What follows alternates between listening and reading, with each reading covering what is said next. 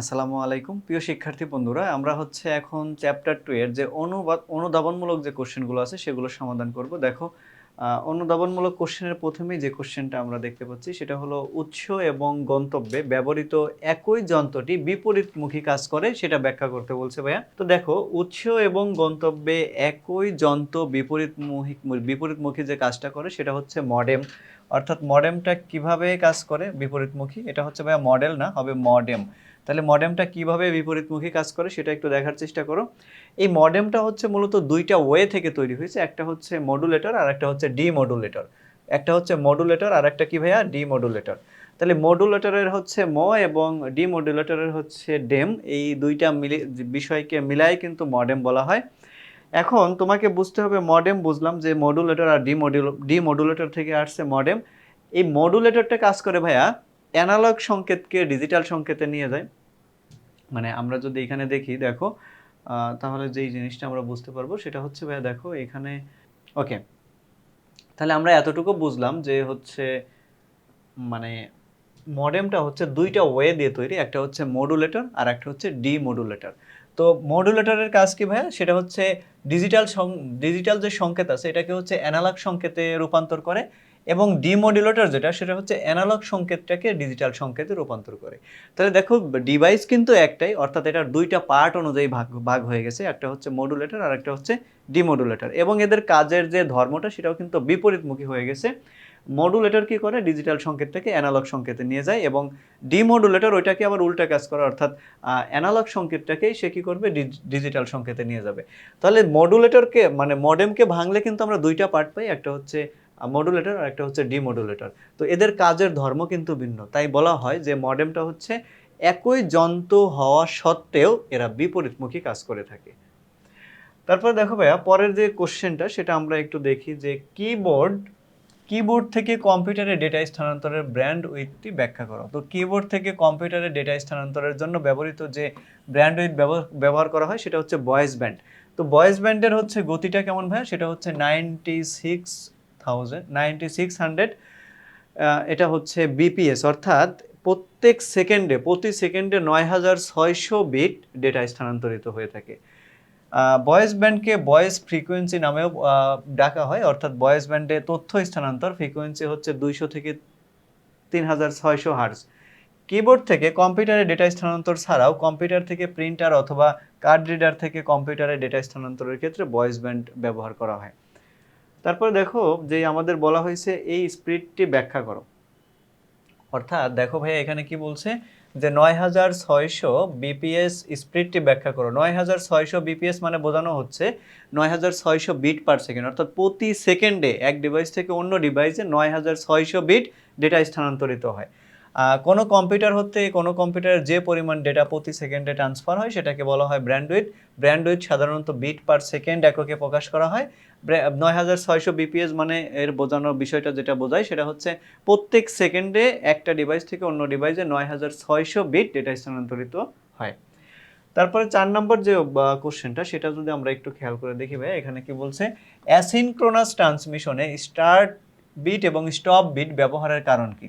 কারণ হচ্ছে দেখেন, অ্যাসিনক্রোনাসে হচ্ছে ক্যারেক্টার বাই ক্যারেক্টার ডেটাগুলো স্থানান্তরিত হয়, আর এই ক্যারেক্টার বাই ক্যারেক্টার ডেটাগুলো এক ডিভাইস থেকে অন্য ডিভাইস স্থানান্তরিত হওয়ার সময় এখানে স্টার্ট বিট নামে বোঝানো হয় যে তথ্যগুলো হচ্ছে আসা শুরু হবে। অর্থাৎ মনে করো আমি যদি এরকম দুইটা এখানে ডিভাইস নেই, তাহলে এখান থেকে তো এইভাবে হচ্ছে আমাদের তথ্যগুলো স্থানান্তরিত হবে, তাই না? দেখো, এই যে এইভাবে তথ্যগুলো স্থানান্তরিত হবে, মনে করো এখানে 0, এখানে 1, এখানে 1, এইভাবে তথ্যগুলো স্থানান্তরিত হচ্ছে। তো অ্যাসিনক্রোনাস ট্রান্সমিশনে স্টার্ট বিট এবং স্টপ বিট কেন ব্যবহার করা হয় বা কেন বলা হয়? স্টার্ট বিট মানে হচ্ছে এই ডিভাইসটা বুঝতে পারে যে তথ্য এখান থেকে স্থানান্তর করা শুরু হয়ে গেছে। তো যখনই তথ্যগুলো যাওয়া শেষ হবে, মনে করো এই 3 বিট তথ্য এখানে প্রবেশ করবে, প্রবেশ করার পর লাস্ট একটা বিট যাবে, সেটা হচ্ছে স্টপ বিট, মানে এই ডিভাইসকে সিগন্যাল দিবে যে এখন আমাদের তথ্যগুলো আসা শেষ হয়ে গেছে। আবারও বলি ভাইয়া, দেখো অ্যাসিনক্রোনাসে কি হয়, তথ্যগুলো এরকম ক্যারেক্টার বাই ক্যারেক্টার কন্টিনিউয়াসলি আসা শুরু হয়। তো যখন এই ডিভাইসে তথ্যগুলো প্রবেশ করবে তখন এইখানে স্টার্ট বিট নামে এক্সট্রা করে একটা বিট প্রবেশ করবে, এবং এই বিটটা এই ডিভাইসে গিয়ে বসবে যে আমরা মেহমান হিসেবে আপনার ডিভাইসে প্রবেশ করা শুরু করে দিয়েছি। তখন সবগুলো তথ্য যখন প্রবেশ করা হয়ে যাবে, তখন এই তথ্য প্রবেশ করা হয়ে গেলে পরবর্তীতে আরেকটা বিট এক্সট্রা যাবে, সেটা হচ্ছে একটা বা দুইটা বিট এক্সট্রা যাবে, সেটা হচ্ছে স্টপ বিট। মানে সে গিয়ে বলবে যে আমাদের আসা শেষ, আমাদের কিন্তু আর লোকজন নেই। এই হচ্ছে আমাদের বিষয়টা, মূলত এটাই হচ্ছে আমাদের ভাই এখানে ব্যাখ্যা করা আছে।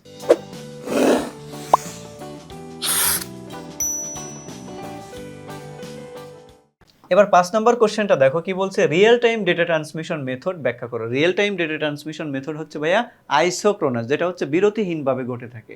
দেখো real time data transmission method হচ্ছে আইসোক্রোনাস ট্রান্সমিশন মেথড। সিনক্রোনাস এবং অ্যাসিনক্রোনাস ট্রান্সমিশন পদ্ধতির সমন্বিতকরণ রূপই হলো আইসোক্রোনাস ট্রান্সমিশন পদ্ধতি। এই পদ্ধতিতে ডেটা সিনক্রোনাসের মতো ব্লক আকারে কিন্তু অ্যাসিনক্রোনাসের মতো প্রাইমারি স্টোরেজে ডেটা সংরক্ষণ করে না, যখন প্রয়োজন তখনই পাঠাতে মানে সক্ষম। মানে এখানে প্রাইমারি স্টোরেজের কোনো দরকার হয় না, অর্থাৎ তথ্যগুলো লাগাতারভাবে, মানে তথ্যগুলো পাওয়া মাত্রই সেটা ডেলিভারি হয়ে যায়। এটা হচ্ছে সংরক্ষণ করার জন্য কোনো স্টোরেজের দরকার হয় না।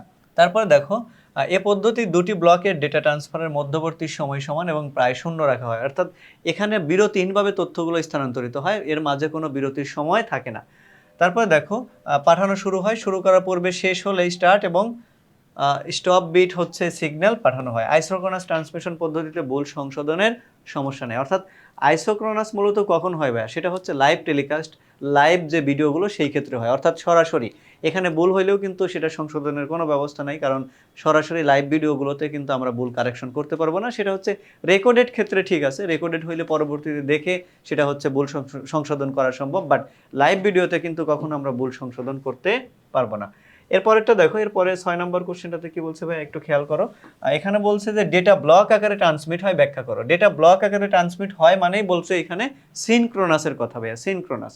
তাহলে সিনক্রোনাসে কিভাবে ব্লক আকারে ডেটা ট্রান্সমিট হয়, দেখো ডেটা সিনক্রোনাস ডেটা ট্রান্সমিশন পদ্ধতিতে ডেটা ব্লক আকারে ট্রান্সমিট হয়।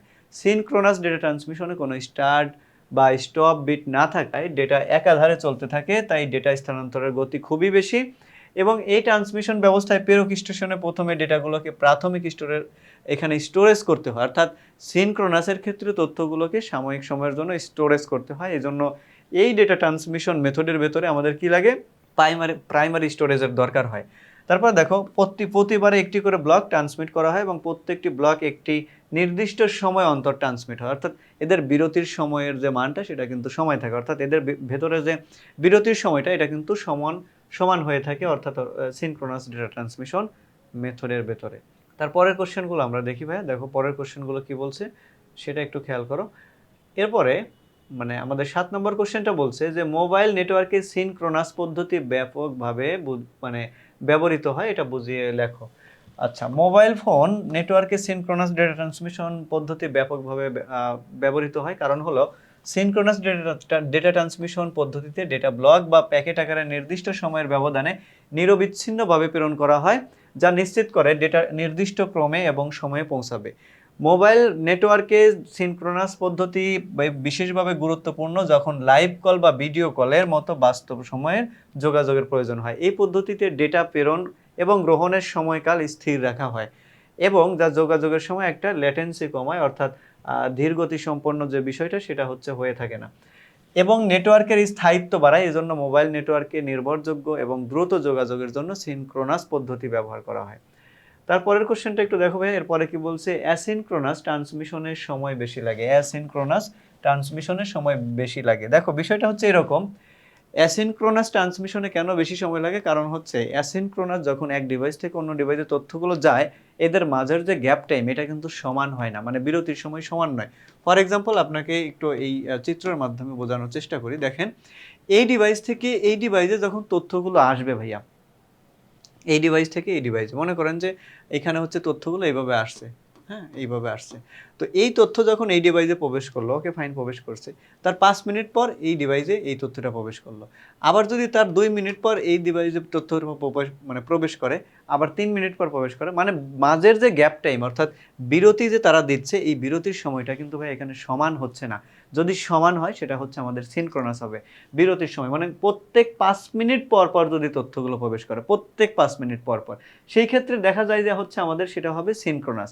আর যদি বিরতির সময় এরকম হয় যে এটা প্রবেশ করছে, তার ১৫ মিনিট পর আরেকটা তথ্য গেছে, তার ১০ মিনিট পর আরেকটা তথ্য গেছে, তার আবার ২০ মিনিট পর আরেকটা তথ্য গেছে, মানে মাঝের যে গ্যাপ টাইম, এই তথ্যগুলো যাওয়ার যে মাঝে গ্যাপ টাইমটা হবে সেটা যদি সমান না হয় সেটা হচ্ছে অ্যাসিনক্রোনাস। তাহলে সমান না হলে অসুবিধাটা কি ভাইয়া? তখন এই তথ্যগুলো প্রেরণ করতে অনেক সময় লাগবে, অনেক সময়, মানে সময়ের পরিমাণ বেশি লাগবে।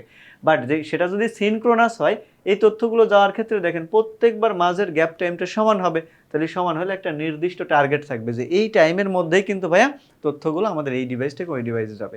বাট অ্যাসিনক্রোনাসের ক্ষেত্রে সেই জিনিসটা হচ্ছে ভিন্ন। কারণ হচ্ছে তথ্যগুলো কখন যাবে সেটা কিন্তু আমরা বলতে পারবো না আগেই। কারণ হচ্ছে বিরতির যে সময়টা এটা কিন্তু সমান হবে না। এটা তার মোডের উপর চলবে, এই হচ্ছে বিষয়টা।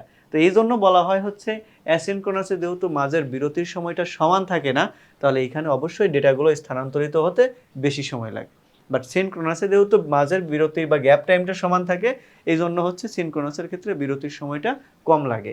এই হচ্ছে আমাদের বিষয়টা। এটা হচ্ছে আমাদের অনুধাবনমূলক কোশ্চেনের ১ম পর্ব। আমরা পরবর্তী পর্বতে আরও কিছু কোশ্চেন নিয়ে সমাধান করব। সেই পর্যন্ত সবাই ভালো থাকো, সুস্থ থাকো। আসসালামু আলাইকুম।